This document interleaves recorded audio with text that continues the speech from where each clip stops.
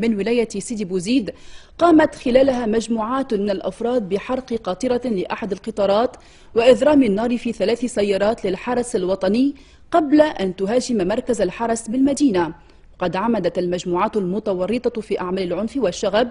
إلى محاصرة ومهاجمة مركز الحرس الوطني بقذفه بالزجاجات الحارقة والحجارة بعد أن وضعت الحواجز في الطرقات القريبة، ثم أقدمت على إضرام النار في بناية المركز من الخارج، بينما حاول في الآن نفسه عدد من الأفراد اقتحام مركز الحرس بالقوة.